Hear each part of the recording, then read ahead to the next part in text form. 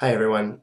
All right, so a couple weeks ago we went through the project as laid out in the first meditation. For this lecture, I'm going to go through both the second and the third meditations because more or less the positions that Descartes lays out are maybe not quite as complicated as sort of setting up his project generally. And we're not going to go through all the arguments. So for instance, I'm not going to go through all the arguments for the existence of God in the third meditation because for our purposes in this course, those arguments are a little less important. I think it's important that you see them and work with them, which is why I had you read the entire meditation, the third meditation. But fundamentally, for the purposes of how I'm directing the course, those arguments are not quite as important as other things. Okay, so you recall from the first meditation, right? Descartes sort of set himself up in a quandary, right? He worries that he's got really no means of finding certain knowledge or any foundational truths from which to build up a philosophical or scientific framework. The senses fail him in this regard, but also, seemingly inexorable truths like mathematical and logical truths are also, for fear of the logical possibility of global skepticism, of global deception.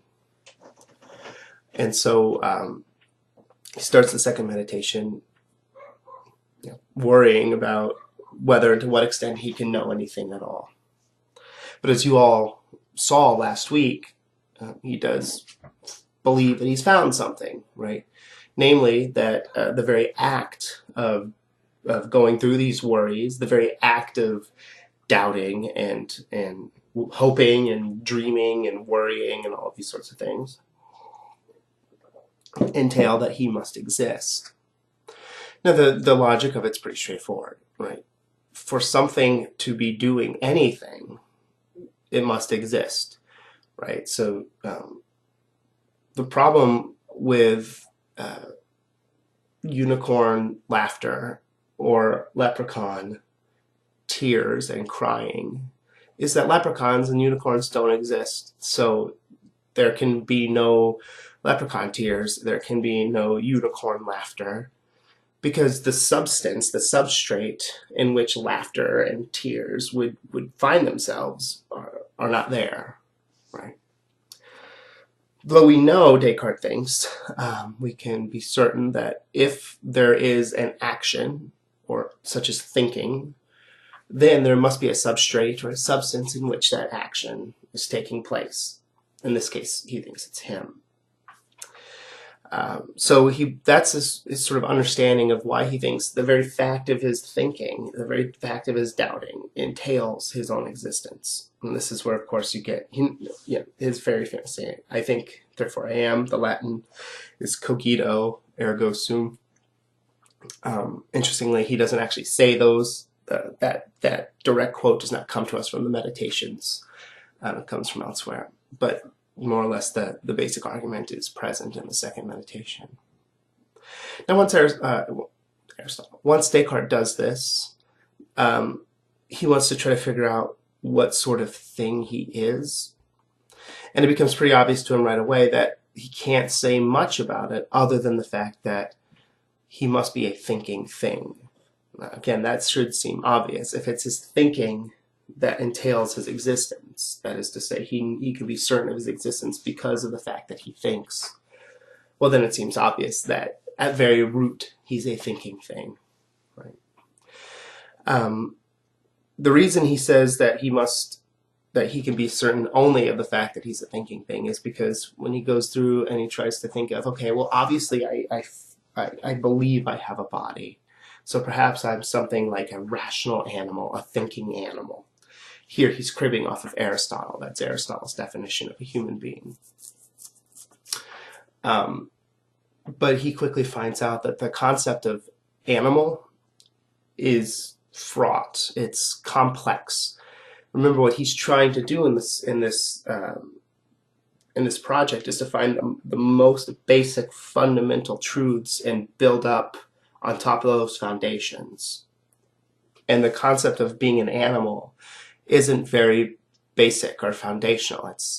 It's complex, right? Because it's not the sort of thing that is sort of true by definition or self-evident or something like that. The concept of an animal it requires all sorts of different concepts or ideas sort of put together, right?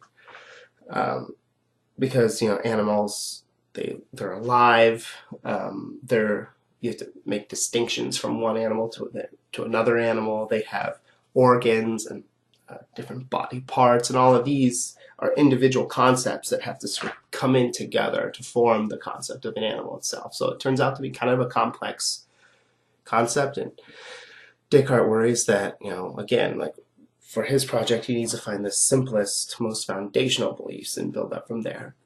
So he rejects the concept, at least in this stage. Of course, later on, he will recognize himself as a thinking animal. He doesn't deny the body eventually, but at this stage in the process, he doesn't think that he can do that. So that's why he establishes himself as a thinking thing. Now, what he wants to do then is try to figure out, well, what does it mean to be a thinking thing? What sorts of thoughts do I tend to think? Something like that. In other words, he wants to go and do something like an investigation of himself. And the way he's going to do that, because he's a thinking thing, is to analyze, as it were, or consider or think upon various thoughts or ideas within his mind. This is something like a scientific approach, right? If you're a physiologist or an anatomist and you want to figure out the ins and outs, as it were, the workings of a particular animal, well, you'll cut the animal open and you'll take a look at all of its different parts and see how they work and consider them individually and then consider them as a whole, working in tandem as a system of organs or something. And that's exactly what Descartes is going to do, only because he's, at this point, not sure whether he can establish that he's an animal. He can only establish that he's a thinking thing. He's going to look around, as it were, within the thoughts of his mind. So that's how he ends the second meditation and begins the third. Now, at the end of the second meditation, you'll recall the first concept that he thinks, or that he considers, is the concept of wax. Right? And so he takes some wax that he says has been recently picked from the comb, so it still smells like flowers and kind of sweet from the honey. If you were to taste it, it would be sweet because there'd still be a lot of honey in it. It's got a kind of a golden hue like honey has. It feels sort of not soft, but pliable. You can mold it. And if you really squeezed it, you could even kind of hear, I guess, squishiness of the honey and the softness of the wax are working together. And what Descartes does is he starts molding the wax in different ways to develop different shapes. And then eventually he says, you can put a flame to it. And what happens when you put a flame to it? Well, all of the tangible, that is physical characteristics of the wax disappear. Right? So you no longer have the golden hue, you have something like a blackish hue. From the burning, from the cooking of the sugar inside, carbonizing it. He wouldn't have known that, of course, at the time, but now we do. It would no longer taste sweet, right? I mean, if you ever taste burnt sugar before, it's garbage. The shape is utterly different, right? I mean, it might even be kind of nothing, which is sort of a black coal-like thing.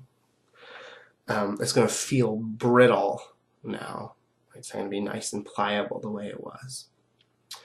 And, finally the sound it would make would sort of be maybe crispy, right? Hearing all the sugars being cooked out, and then you could maybe snap it or something like that.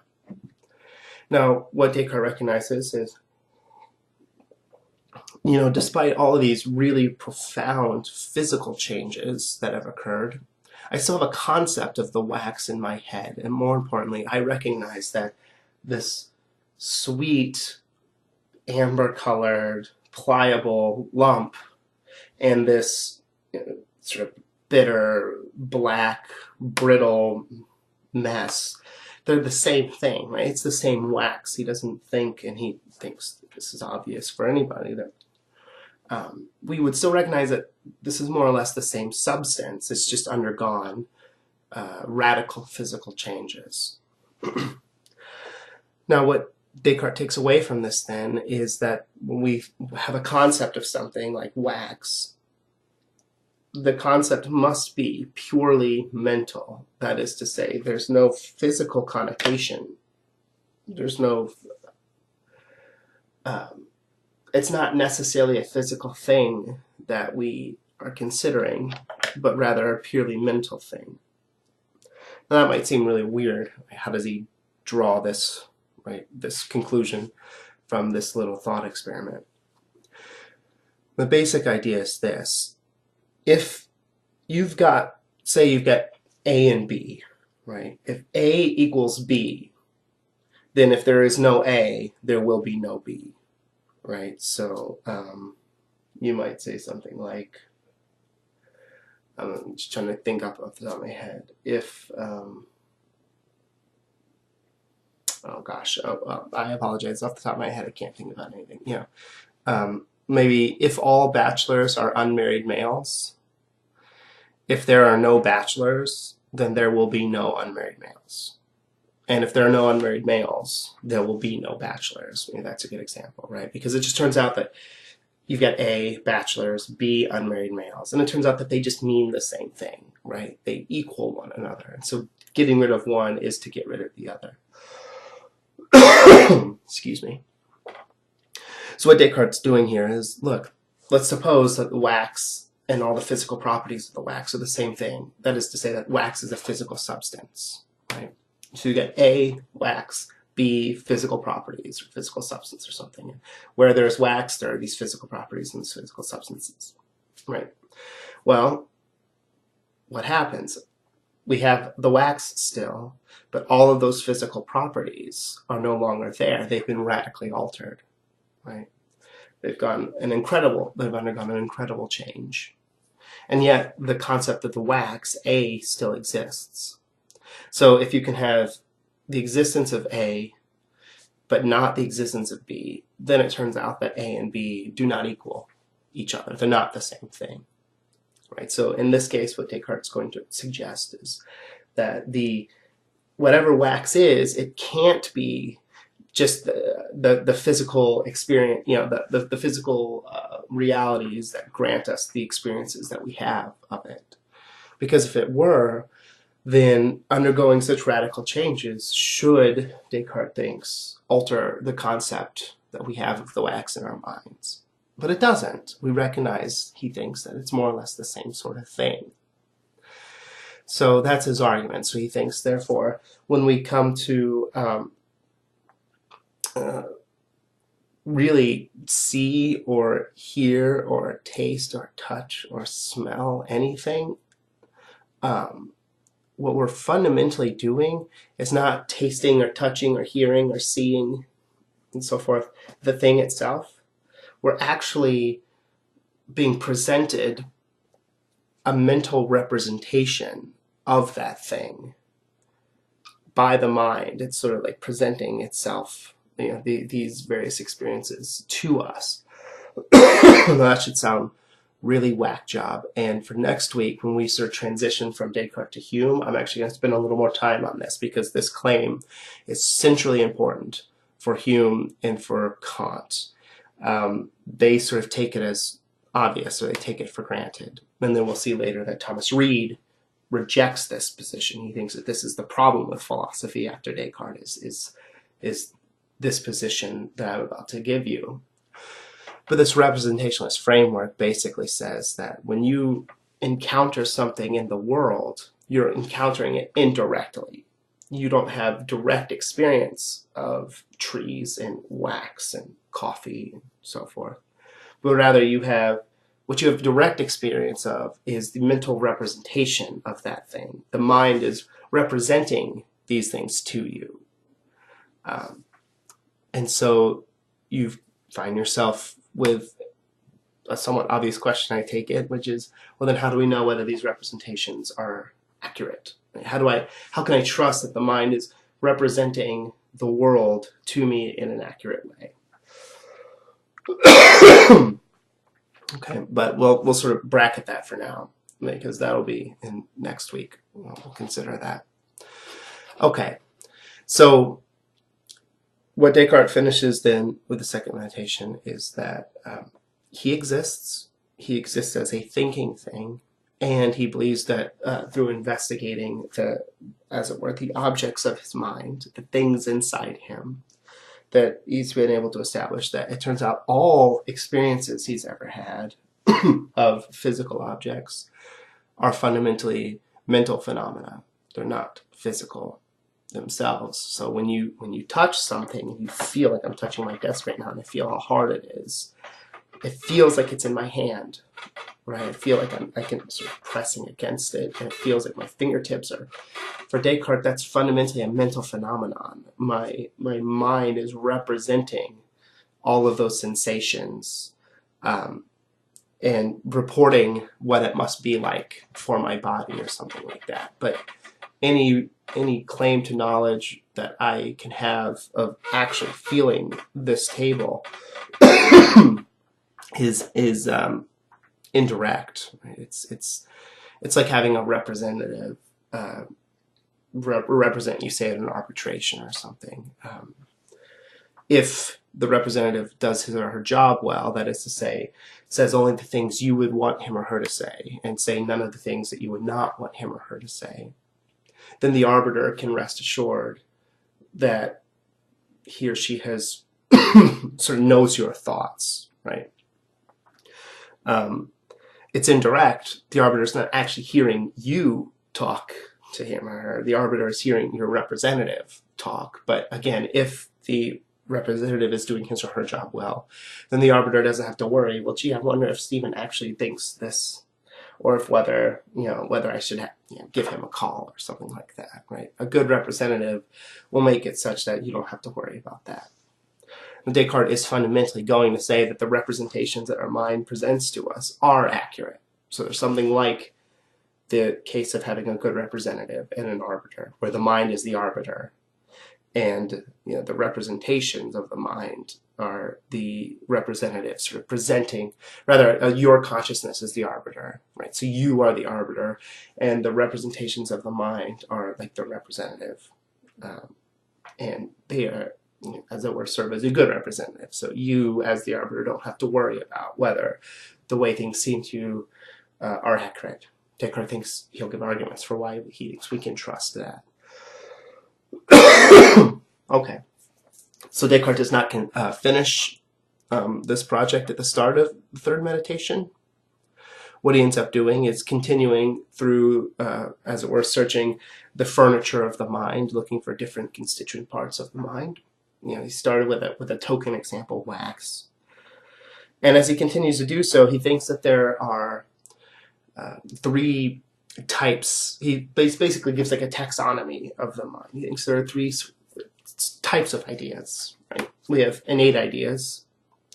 We have what he calls adventitious ideas. And we have fictitious ideas. Now, fictitious ideas, that's the easy one. You should see the word fiction in there.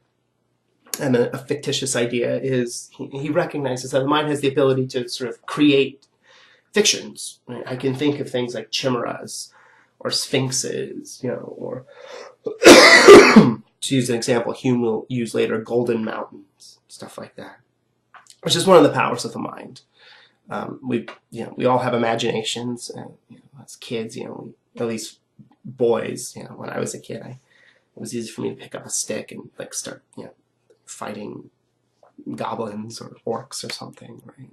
The mind just has the ability to create ideas that are clearly not real. Right? Adventitious ideas, that's a weird word. That's a word we don't use any longer. I don't know if we've ever really used it, but the word adventitious, it comes from the Latin word advenio, which means to approach or to enter into.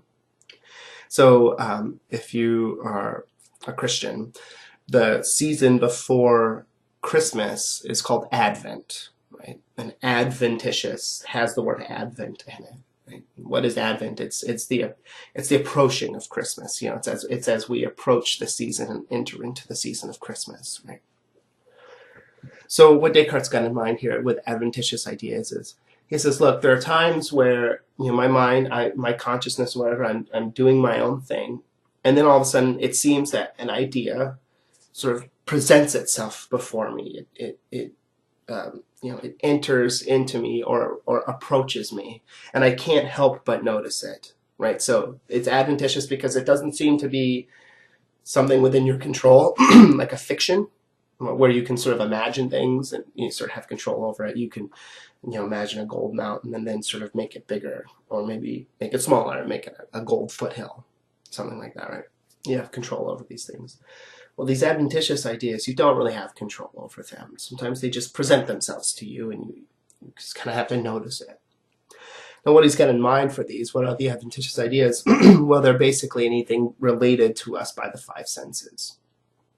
So the idea is, look, I mean, if you're paying attention right now to this lecture, you're in a fairly well-lit room, you've got the speakers turned up well enough, there's not too much background noise going on. If you're paying attention, you will not be able to ignore the fact that I've got red on my sweatshirt, that I'm wearing glasses, that I definitely need to shave, that I sort of have a sickly voice, right? It sort of sounds like a dying cat and an old man sort of melded together in some unholy abomination, right? There are all these sorts of things that present themselves to your mind, and it's really hard to not notice them. In fact, it's probably impossible. This is why it's really hard to study in a room if there's a party going on, right? Because if your ears are working, then there's nothing you can do to not hear all of the commotion going on, right? And moreover, it's clear that it's as though this commotion, these sounds, are coming from outside of your consciousness, right? You're not controlling them, they're approaching you. Right? So that's what he's got in mind. He recognizes that there are all sorts of ideas or concepts that seem to be born from outside of us, and that we have no control over, and as it were, when they approach us, they sort of demand our recognition, demand that we notice them. Excuse me. So those are the adventitious ideas. Then there are the innate ideas. Now, innate, imagine it means something already there, something already present within the mind. And mainly the candidates you're going to see for the innate ideas are ones he already considered as possible candidates for foundation, or for knowledge in the first meditation. So they're going to be things like extension, depth, color, mathematics, right? That sort of stuff. Now, why does he say these are innate? Well, first, I think it's really important what he's not saying, because it's easy to sort of see like extension or shape or color and think that Descartes must think that we already have a concept of red within our minds, right? And that's not what he's saying. Descartes does not believe that we have triangle and 2 + 2 = 4 and yellow so are already in the mind as innate properties or anything like that. Rather, what he's got in mind here is there must be already in place within the mind certain preconditions that make other things possible. So, for instance, in order to see, you have to see, at least human beings have to see in terms of bodily extension, in terms of color, in terms of depth, we see in 3 dimensions, all this sort of stuff, right? If you don't see in color, that is to say, if your visual field contains no color, whatever, you're not seeing anything, right? Even folk who are completely colorblind, who see only black and white, say, well, you still got black and white, right? Any sight requires, as a basic condition, that there be color involved. That's just the way the human mind works. And likewise, depth and extension, bodily extension in a 3-dimensional space. What would it be like to try to imagine seeing something that weren't extended in a 3-dimensional space? Even things that seem to be 2-dimensional, like a drawing of a square or something, it's still actually fundamentally 3-dimensional. It's just that the breadth, where the ink rises off the paper, it's really, really, really thin. But the ink is rising off the paper, right? It adheres within the paper itself. Or if it soaks through entirely, well, the paper itself is still 3-dimensional, right? If you put it on a microscope, you'd see a bunch of really thin strands. So what Descartes is, when he's talking about innate ideas, he's talking about, as it were, necessary preconditions for the possibility of the sorts of thoughts that we have in our minds already. So extension, again, when I imagine anything, when I conceive of anything, it's going to be extended in three-dimensional space. It's going to have some sort of color hues, or even if really attenuated, that is to say, maybe it's not vivid, it's not like a Jackson Pollock painting or something, but nonetheless, it's going to be presented in technicolor, as it were, stuff like that. So that's what he's got in mind. He thinks math, extension, math and logic, extension, breadth, or depth, color, they must already be there, because it isn't as though we had to learn them by looking in the world and seeing color and seeing shape and so forth. No, it's the very fact that even an infant is able to see at all presupposes that the mind must already have something like the ability, or the concept to recognize, the ability to recognize extension and the ability to recognize color. The only way Descartes thinks that it's going to have the ability to do that is by already somehow having conception, or broadly speaking, the condition for extension and color and so forth already in place. But there's another one, and it's perfection. And that one should seem kind of weird. Why is there perfection? Right? How is that an innate idea? And here, I've already been reading and interacting with a lot of y'all, so you already kind of know the basic move that Descartes is going to make here. But this is what it takes to be obvious. He thinks it's clear that he's imperfect. That seems obvious to him. Now, in Latin, the word perfect comes from perfectum. We tend to think of the word perfect today to be sort of, as it were, purely about value judgments. So you talk about a perfect diamond, right? And it sort of has no flaws. Or the perfect spouse is the spouse that does a certain amount of things or something. But in Latin, perfectum, the word perfect comes from perfectum. It means something like complete, or whole, or without need of anything else, sort of subsistent, all these sorts of things. And we sort of still use it when we use it, this old meaning of the term in English still. If we say that somebody perfects her craft, what we mean is that she's doing it in such a way that she's got really nothing else to learn, right? She's, as it were, self-sufficient. So someone who's a violinist and has perfected her craft, she might still need to practice and stuff, but she's not like actively seeking out, ways of making sure that she still knows how to handle the instrument itself. Like in that case, no, she's pretty subsistent as a violinist. She doesn't need help on figuring out how to manipulate this thing, right? She's sort of the person who helps other people do that, right? So for Descartes, his use of the term perfect means complete, with no need for outside assistance, perfectly subsistent, this sort of stuff. Not perfect, I shouldn't define the word perfect by using perfectly, utterly subsistent, things like that. Okay, so in this case, Descartes takes it as obvious that he's imperfect because he's not utterly subsistent, right? He needs things, he needs outside resources, he's got to eat, he's got to drink, he has to think through things and work actively towards making decisions. He has to learn, right? In order to be in a position to be able to learn, you have to recognize that, hey, here's a goal, and it's a goal I've yet to meet, and I have to work towards it, right? So that's a type of imperfection, right? Because you recognize, as it were, that you need something, there's a lack within you, and you need to, as it were, fill that void by learning and sort of, attaining that goal, that desire that you have. So it's obvious that he's imperfect because he's just got all these goals that he has yet to obtain, and he undergoes certain processes of learning and so forth, and needs other things like food and water, sleep, stuff like that.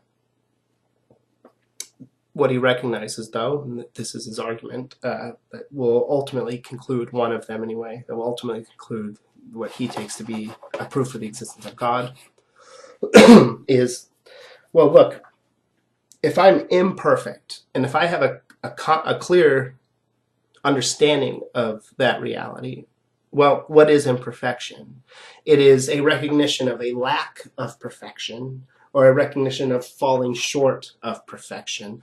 By definition, it's a negation or a denial of perfection. That's just what it means to be imperfect. It means that you are not perfect, right? And Descartes recognizes logically it follows that if I have a concept of imperfection, which seems obvious for the reasons I just said, then logically it must be the case that I also have a concept of perfection, because otherwise the concept of imperfection would be meaningless, right? The concept of imperfection is parasitic upon, logically necessitates the concept of perfection, precisely because imperfection is the denial of perfection. So as a concept, you need perfection already in place and say, hey, that's perfect. That's what it means to be perfect. And I'm not that. I'm imperfect, right? So that's why Descartes thinks there must already be a concept of perfection within the mind, because like color, extension, and so forth, it serves as a precondition that must be in place to make possible the sorts of experiences and concepts and things that we learn, that we pick up, that we use throughout our lives. And because we learn very quickly, it becomes obvious to us that we're imperfect. Well, the only way, the precondition that must be in place in order for us to make that determination is the concept of perfection. Okay, so that's why he takes it to be an innate idea. Now, what's important here is it's easy to read Descartes and think he recognizes that he's in some kind of trouble, so he's got to prove God's existence, and also, hey, he grew up as a Christian, as a Catholic specifically, so wouldn't it be neat to be able to sort of justify this belief he's already had as a kid? I mean, if you want to do armchair psychologizing, maybe that's what's going on.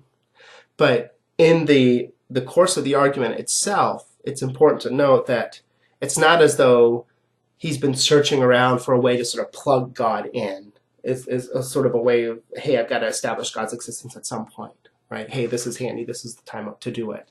Rather, it's in what started as an investigation into the furniture of his mind, using the example of the wax, and then moving on to sort of setting up a taxonomy of fictitious ideas, adventitious ideas, and innate ideas, and then sort of figuring out what does it mean for us to have innate ideas? What sorts of innate ideas must we have that must already be in place for us to do the sorts of things that we do when we think and when we experience, right? He just thinks that perfection must be there, right? So in other words, it's a philosophical argument that's based upon his reflections upon and investigations into the phenomena of thought generally.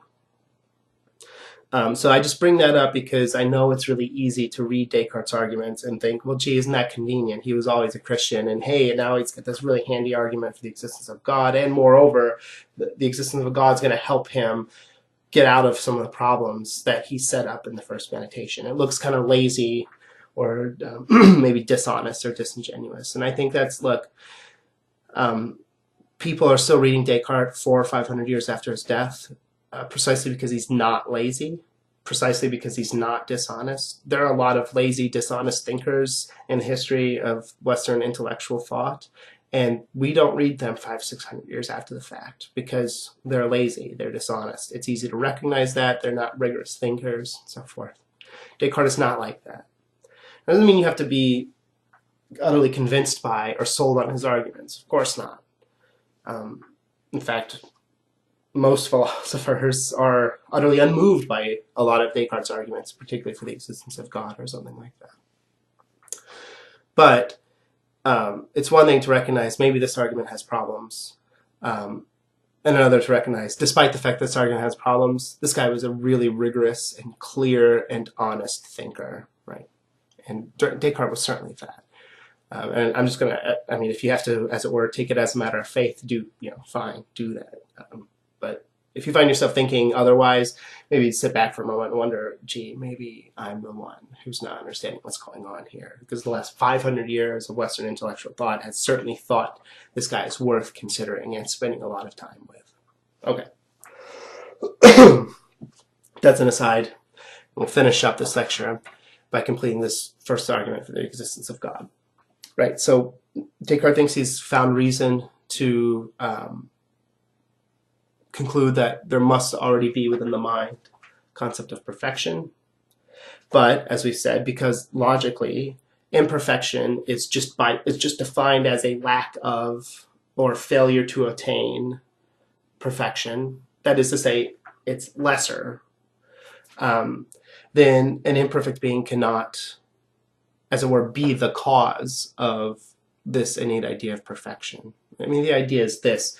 To use the violin example again, if you are a student of a master, the fact that you're the master's student generally is, is to accede that the student is not as good as the master.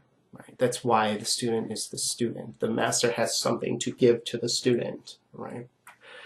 And so, as it were, the fact that the master can educate the student is because the master has a more perfect grasp of, in this case, violin playing, to give to the student. The student is to receive it.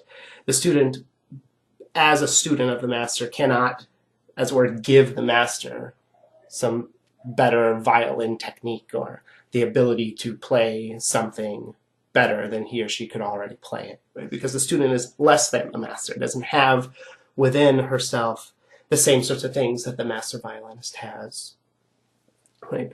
So that's sort of, in this case, and the student would be like an imperfect violinist and the master a perfect violinist, right? So the point is, if the student has perfection placed within her, as a student, she knows she could not have been the source of that, right?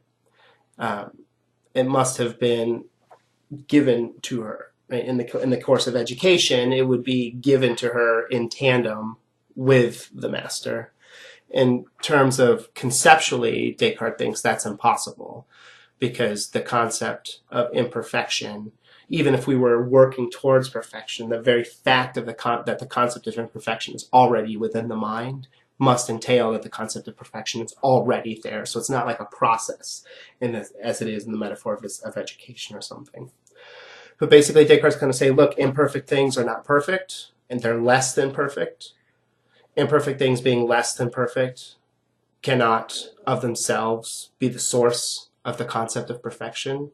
Because if they were, then they would be perfect. They would have perfection within them already. By definition, they can't do that. They can't have the power to do that because they're imperfect. Therefore, perfection as a concept must have come from elsewhere.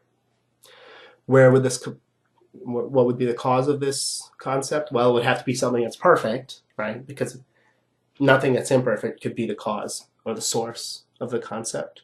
So it must be a perfect cause that is an utterly self-sustaining cause in no further need of anything, that sort of stuff. And, what else do we call a perfect cause than God? Right, so that's his argument. Right? From a recognition of his own imperfection, he thinks that entails that there must be a concept of perfection already within him, and the source of that concept must itself be perfect. That perfect thing is God. Now, again, you don't have to be thrilled with the argument, but I caution you to avoid dismissing it very quickly. Descartes is a rigorous thinker, and he's very smart. He's smarter than most people who have ever lived on the planet. He's certainly smarter than me. I would venture to say he's smarter than anyone alive right now who's living in America, right? So you can disagree with somebody, but I try to, rather than sort of rolling your eyes and like, oh, come on, right? Try to engage with the argument and see where the problems are, right? Because Descartes, if there's one thing he is right about, it's that he is imperfect. So you can find flaws with his arguments, that's fine. But recognize that even if his arguments are flawed, they're flawed, but in a smart way, not in a stupid or a lazy way. Okay, so that's basically it. Look, we're done with Descartes now. Like I said, when we will set up next week this sort of transition between Descartes and Hume. I'll set up a sort of bridging, sort of now that we've finished Descartes, the way I'm going to teach the rest of the course is, we set up Descartes as laying the foundations, or sort of treading the trail that then Hume and Kant and Reid and really Western philosophical history the last 500 years has trod, right? So I'm going to sort of set up this representationalist framework that Descartes establishes and that Hume and Kant take absolutely for granted, that Reid thinks we need to reject, right? And then we'll spend just a little bit more time on what Descartes thinks he's been able to establish, having, he thinks, proved God's existence. So I hope this was helpful, guys. All right, take care.